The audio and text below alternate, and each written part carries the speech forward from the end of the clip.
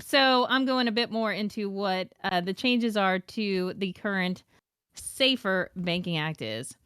And here's how it was amended this past week. The Treasury Secretary would be given 1 year instead of 180 days to issue updated guidance to financial institutions that work with cannabis businesses that was first released under the Obama administration in 2014. That guidance requires banks, credit unions, and depository institutions to submit suspicious activity reports if they service the cannabis industry. The bill was amended with technical changes to language on how marijuana related transactions should not be considered proceeds from an unlawful activity. A new section was added stipulating that Director of FinCEN must testify to Congress about anti money laundering efforts within a year of the bill being enacted. Federal home loan banks are now included under a list of financial institutions that would be protected from being penalized by federal regulators simply for working with state legal cannabis businesses. And language was also revised that relates to a required federal report on availability of access to financial services for minority owned, veteran owned, women owned, tribal community owned, and small state sanctioned marijuana businesses. And much of the negotiations has been on Section 10 of the Safer Banking Act, which concerns preventing federal regulators from taking discriminatory enforcement action against any industry, which was language favored by Republicans. The section was amended in several respects. One key change that seems responsive to issues raised by Senator Kevin Cramer would strike a provision that would have given regulators direction to request or impose penalties for a reason determined to be valid in the discretion of the agency. The section was further revised to include businesses owned by government agents of China and Russia in a list of potential national security and illicit finance threats that may warrant suspicion by regulators. Advocates were encouraged to see that the Safer Banking Act, as introduced last week, contained a new subsection that would have required financial institutions to create rules or guidance on increasing access to banking services for rural, low, or middle income and tribal communities. That language was removed under Brown's amendment, however.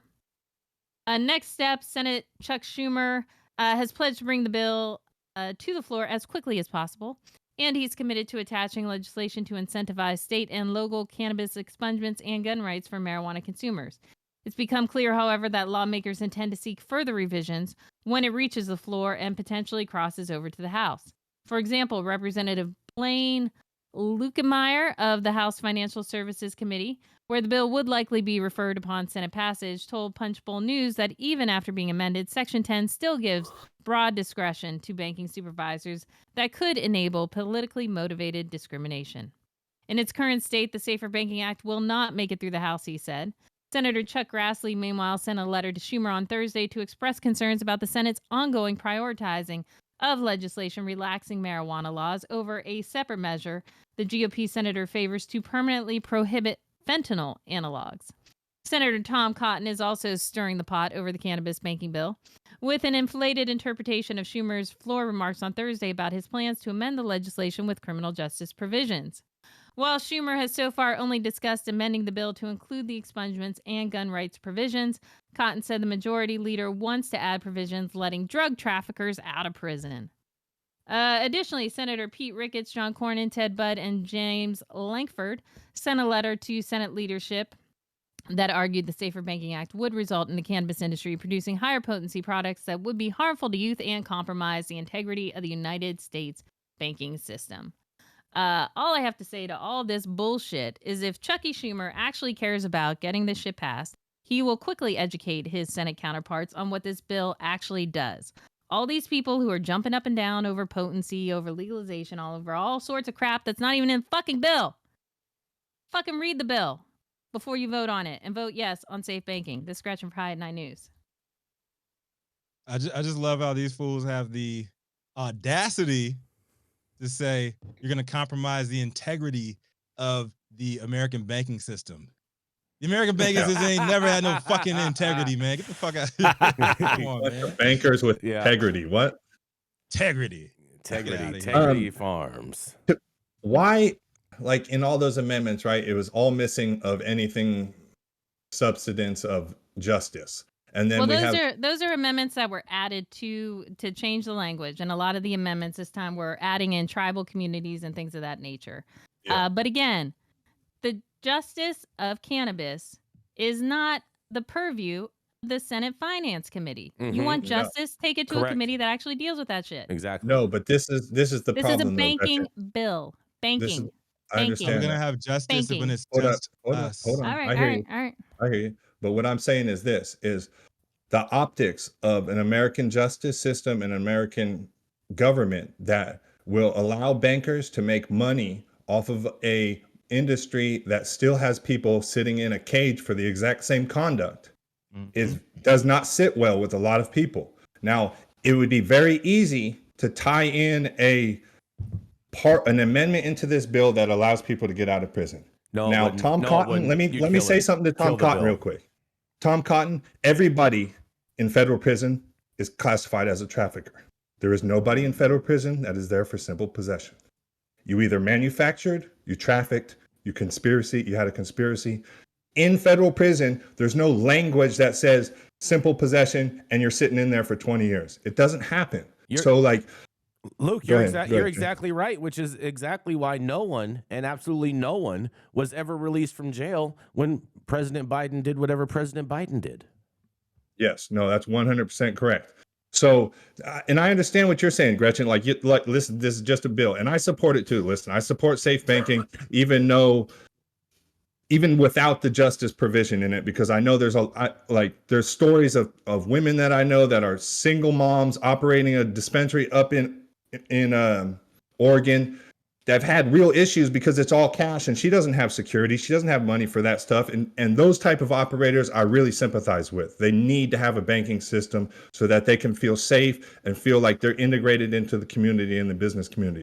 But it does not sit well. I'm going on the record that says this does not sit well with me, that if we let a bunch of bankers and corporate guys make money off this and we do not let people out of prison, we're missing an opportunity and this is not right.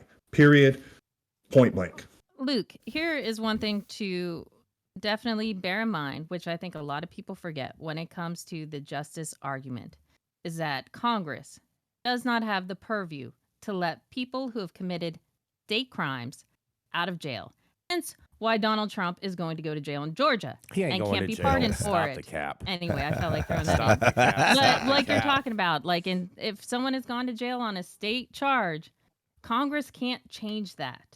Congress can legalize. They can put forward the HOPE Act that can help with expungements and stuff on the state level, but Congress cannot let people out of jail. There's plenty of And people so in the it feds drives for- me nuts when social advocates are all jumping up and down that Congress ain't doing enough to get people out of jail. It's not their job. That is You're a right. state You're issue. right, Gretchen. You're absolutely right. But this is a federal law. This is federal legislation, and we're talking about federal inmates here. Now, Sure. If you what we can talk federal crime. Yeah, go What for ha- it. and what Federals, happened- they can take care of.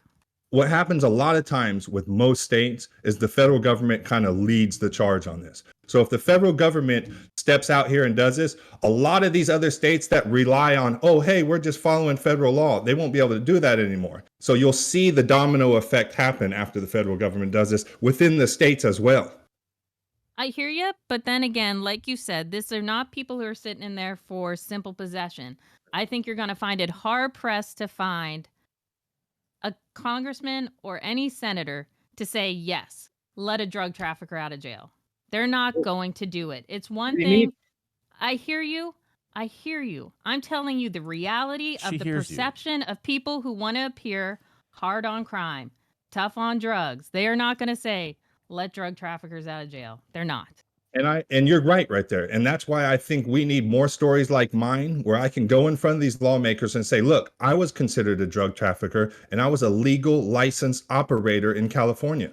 And when they start to hear stories like this, that we have a lot of people in there that are classified as these kingpins and these traffickers, that's not the case. So I think the here's a more that question we for can you, do Luke. that. How would you do that then? Would you ask them to set up a committee to look at individual cases? Because they're not going to do a blanket sweeping piece of legislation. This is more of a broad awakening of that. the majority of nonviolent cannabis offenders that we have in there are not El Chapos and drug kingpins and things like that. That they're most of the time, these are just regular nonviolent cannabis offenders that got a significant amount of time, and we're not doing damage to the community like it sounds like when you say drug trafficker and all these other language that are really incendiary Trigger terms. words. Those coded language. All those trigger words that get everyone all triggered. We got to go to a commercial. We're going to be right back.